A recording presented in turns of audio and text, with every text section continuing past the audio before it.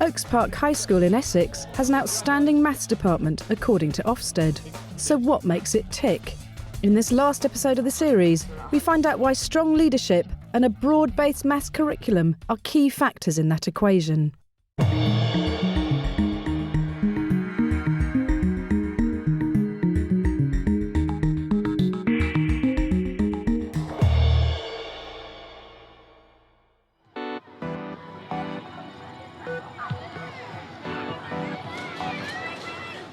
In the maths department, they aim to give all students the chance to get the best grades they can. For those on the booster programme hoping for a C grade in their resits, the department is going the extra mile. Every one of these students has been assigned their own mentor, one member of the maths team who they regularly meet to update on their progress. These things here that I need to improve on. OK. They're the things there, and I think the next page as well. They're the things I've got to improve on to get my C. Number topics, particularly percentages. Yeah, I'm not too strong with percentages, but we've done that in the booster class last night, so I found it a little bit easier now. What's improved with percentages? How has it become a little bit easier? Miss Jutley showed us how to work it out on a calculator, yes, and without a calculator as well, so I've improved on that. Really, the job of the mentor is twofold.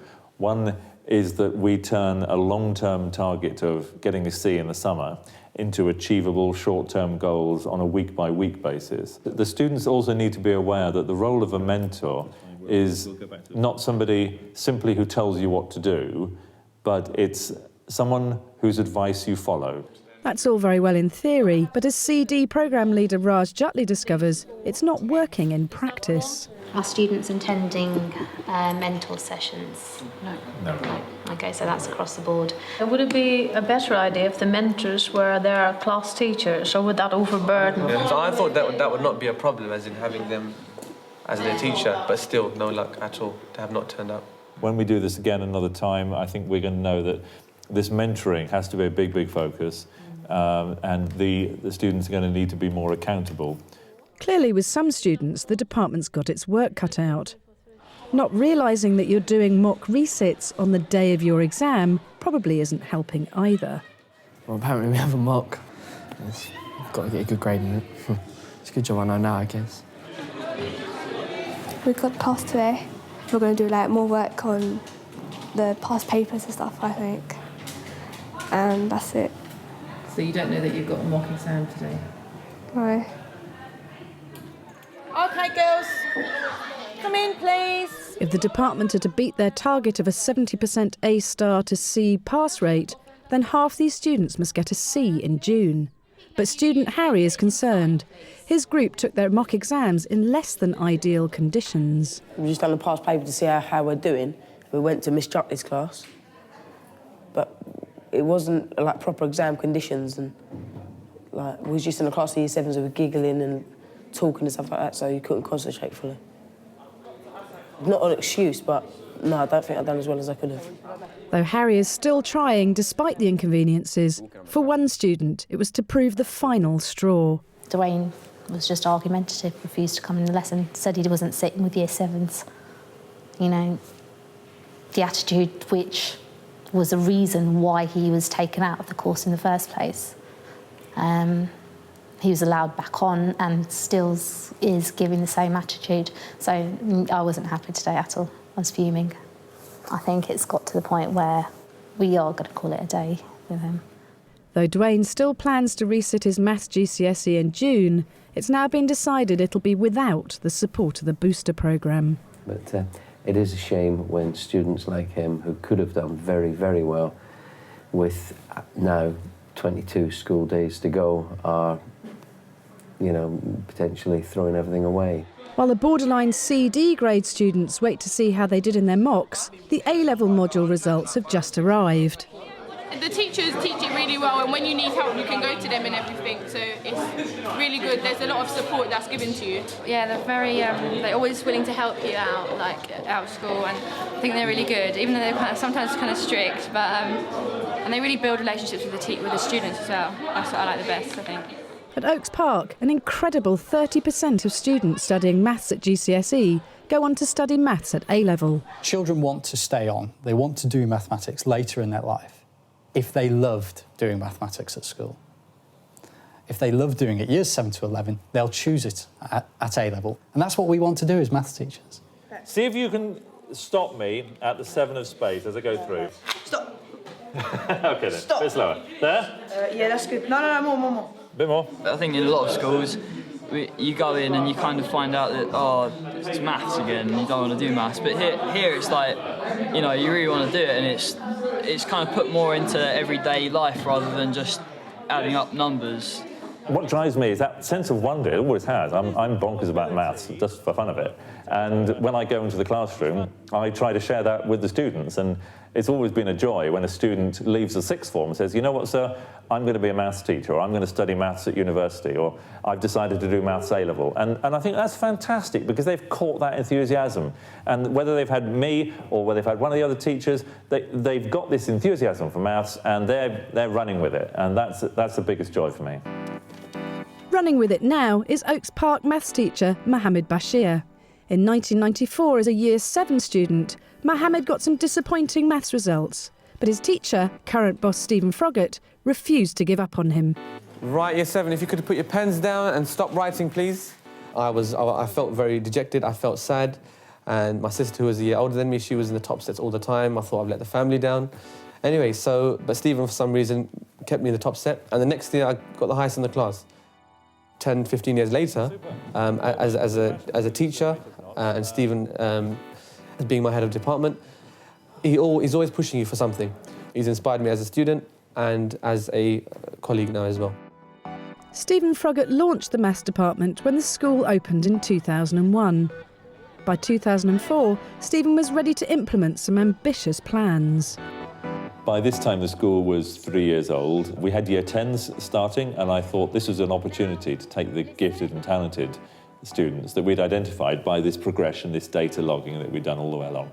I thought you guys could do a GCSE in statistics.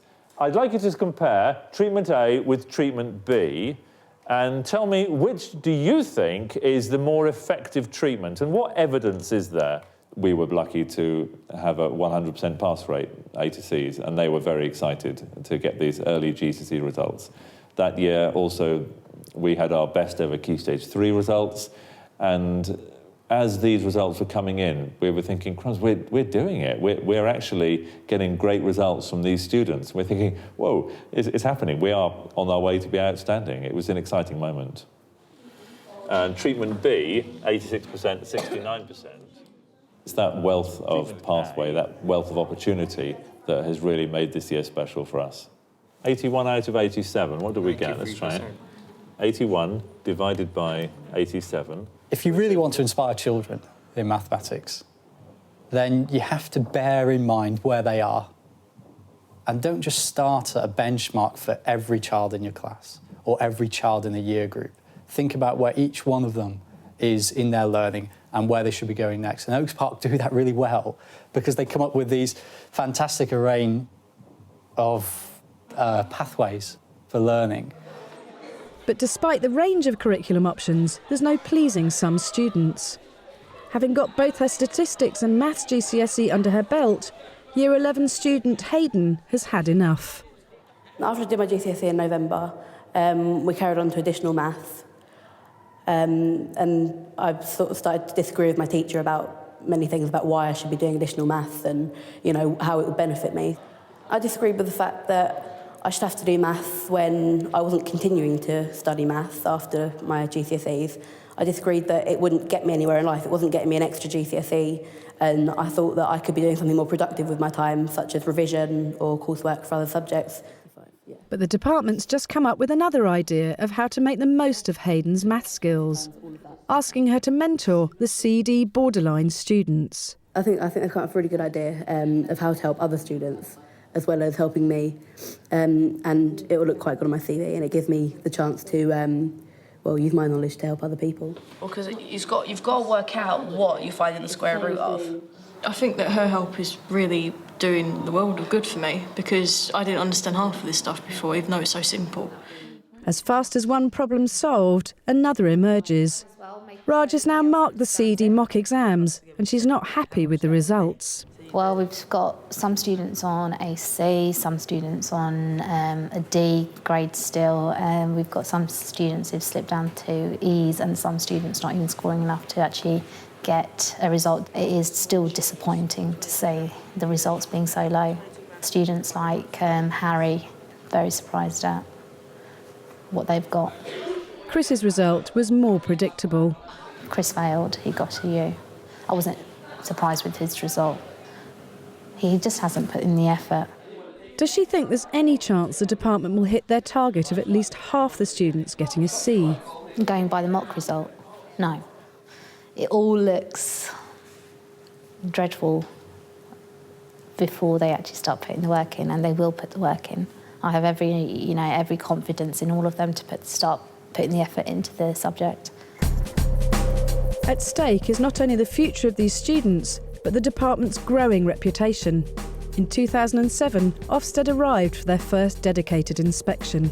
We hadn't quite realised how together our planning was by that stage, because it had been developed by various members of the team working together, and none of us had actually bothered to step away from that and look at how detailed and how full our vision was. And it was when we put that with all the extra bits we were doing, like the chess, the maths weeks, the activities, the games and puzzles and all the rest of it, Ofsted said, you know, everything you do now is great, and for that reason we want to say you're an outstanding department. This is hopefully going to make you go, what? What's going on with this? Stephen Froggatt will soon be leaving the teaching profession.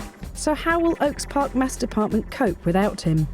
I think it's going to leave a massive hole. I do think that we have people in place in the school who could take over and run a maths department, and I think they'll be able to run our maths department and run it very, very well. But a character like Mr. Froggatt, they don't come along too often. He's scaffolded the department, he's got the structure here, and he's got some excellent members of staff. I think he's done enough for them to carry on without him, but that will be the big test. I don't think it's all about me in the department, running the department. The department as a whole is what's outstanding. It's not just about the leadership of the department. So I feel I could pass on what I'm doing to the next team leader for mathematics, and that the outstanding department would carry on. It's not about individuals in this game, it's about the team. I think if you're setting out to create a successful department, if you're at the start of that journey, you need to believe in the staff, you need to trust them, you need to value every single member of your team, and you need to have it within you that you're all doing it because children matter. Many people have said maths is boring, but teachers, the way they teach it doesn't seem boring. The time's nice and time seems to be going fast when you're doing maths, and it's really interesting. Being in this school, I have excelled in maths. In lower school, I wasn't very good at all. But this school has pushed me to my limits, basically, and it has taken me so far. I like to think that some schools offer that as well, because it just makes us feel so good that we've got such a great maths department at the school. I mean that honestly.